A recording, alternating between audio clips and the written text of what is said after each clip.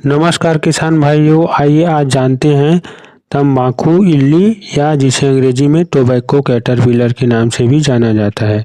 ये देखिए दोस्तों, ये मिर्च की फसल में जो कीड़ा लगा है वही है तंबाकू इल्ली। ये मिर्च की फसल को भी नुकसान पहुंचाता है और तंबाकू इल्ली इसे इसलिए कहते हैं क्योंकि ये तंबाकू की फसल में भी लगता है, इसलिए इसे तंबाकू इल्ली के नाम से भी जाना जाता है।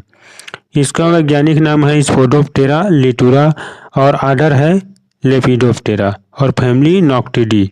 ये नॉकटर्नल हैबिट के होते हैं, ये रात्रि में नुकसान पहुंचाते हैं। तो आइए जानते हैं ये कौन कौन से फसल को नुकसान पहुंचाते हैं। पहला है फूल गोभी, मिर्च की फसल, शिमला मिर्च, मक्का, तंबाकू, काबुली चना और नॉर्मल देसी चना, अनार, हल्दी, करेला, गेहूँ, धान की फसल में बालियों को काटते हैं। मित्रों, धान हो गए, ज्वार हो गए, शकरकंद हो गए, मूंगफली, आलू, काफ़ी, मीठे चुकंदर, सोयाबीन, केला, सेब, सिट्रस यानी नींबू वर्गीय पौधे जो नींबू के फैमिली में आते हैं या सिट्रस फैमिली में आते हैं, वो नींबू वर्गीय पौधे सभी को ये नुकसान पहुंचाते हैं। हरा चना हो गए, टमाटर, प्याज, लहसुन, अंगूर, स्ट्रॉबेरी, अमरूद, भिंडी, बैगन, अरहर, खीरा, कैबेज और गुलाब का फूल एवं कपास को भी नुकसान पहुंचाता है। आइए इसके लक्षण के बारे में जानते हैं। ये पत्तियों पर अत्यंत भक्षण से बहुत क्षति करती है दोस्तों। पत्तियां झड़ जाती हैं इसके भक्षण से, बहुत अधिक अटैक करने के कारण पत्तियां झड़ जाती है। इसके पतंगे धूसर भूरे रंग की शरीर और रंग बिरंगे पंख वाले होते हैं दोस्तों। पत्तियों के ऊपरी सतह पर अंडों के गुच्छे देते हैं और जो युवा लार्वा रहते हैं वे झुंड में भोजन करते हैं, अटैक करते हैं और पत्तियों को खुरसते हैं। लार्वा गहरे रंग के निशानों के साथ हल्का हरा होता है। नए निकले हुए लार्वा पत्तियों को तेजी से खाते हैं क्योंकि वे अधिक भूखे होते हैं, जिसके कारण पत्तियों के ऊतक छिल जाते हैं और वे पूरी तरह से झड़ जाते हैं। बड़े होने पर लार्वा इस कीट के लार्वा फैल जाते हैं और रात में पत्तियों को लगातार खाते हैं क्योंकि ये रात्रिचर होते हैं, रात में ही अधिक नुकसान पहुंचाते हैं। दिन में वे आमतौर पर पौधे के आधार के आसपास समीप के मिट्टी में छिप जाते हैं दोस्तों। ये कीट जो दिखाई दे रहा है ये बहुत ही खतरनाक होते हैं। ये देखिए दोस्तों, इस कीट के द्वारा अधिक खाए जाने के कारण सिर्फ डंठल और शाखाएं ही शेष बचती है और इसके वयस्क के अग्रपंख भूरे रंग के होते हैं जिन पर लहरदार सफ़ेद निशान होते हैं। पिछले पंख सफ़ेद रंग के होते हैं जिनके किनारों पर भूरे रंग का धब्बा होता है। इसको कंट्रोल करने के लिए कीटों को आकर्षित करने वाला जहरीली चारा डालना चाहिए, जैसे कि चावल का चोकर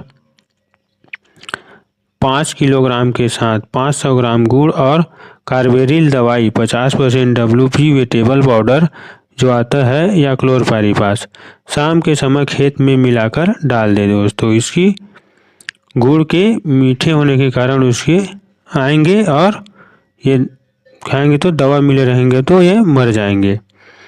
और रासायनिक नियंत्रण में देखते हैं, कोई भी अच्छा कंपनी का इमामेक्टिन ले लीजिए या टाटा का टाकोमी जिसमें फ्लूवेंडियामाइड टेक्निकल रहते हैं 100 ग्राम एकड़ के हिसाब से घोल बनाकर डालिए और 150 से 200 लीटर पानी में 1 एकड़ में स्प्रे करिए। या क्लोरेंट्रानिलीप्रोल 18.5% ऐसी फार्मूलेशन में आता है, उसको 60 ml पर एकड़ के हिसाब से डालिए दोस्तों। इस कीट के लार्वा पत्तियों के क्लोरोफिल पर भोजन करते हैं और इस प्रकार के नुकसान पहुंचाते हैं। इस कीट के द्वारा अधिक खाए जाने पर इस प्रकार के नुकसान डंठल और शाखाएं ही शेष बचते रहते हैं दोस्तों। खाए गए पत्ते सफ़ेद पीले जाल जैसा दिखाई देता है। इसके प्रबंध के लिए कुछ उपाय अपना भी सकते हैं दोस्तों।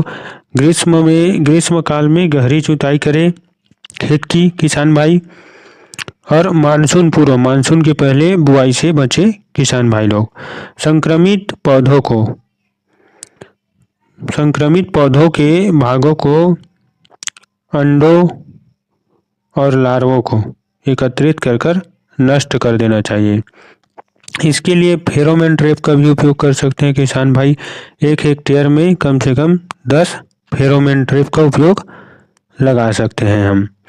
फेरोमोन ट्रैप एक ऐसा उपकरण है किसान भाइयों जो कीटों को आकर्षित करने और पकड़ने के लिए फेरोमोन ट्रैप का उपयोग किया जाता है, जो कीट की आबादी को कंट्रोल करने में हमारी मदद करता है। फेरोमोन एक प्रकार का रासायनिक संकेत है जिनका उपयोग कीट एक दूसरे के साथ संवाद करने के लिए करते हैं, जैसे कि अपने साथी को आकर्षित करना और भोजन ढूंढना, या शिकारियों से दूसरों को आगाह करना, अपने दूसरे साथियों को आगाह करना। ठीक है, थैंक यू। इसी प्रकार की जानकारी के लिए हमारे चैनल को लाइक एंड सब्सक्राइब जरूर करें किसान भाइयों। Thank you.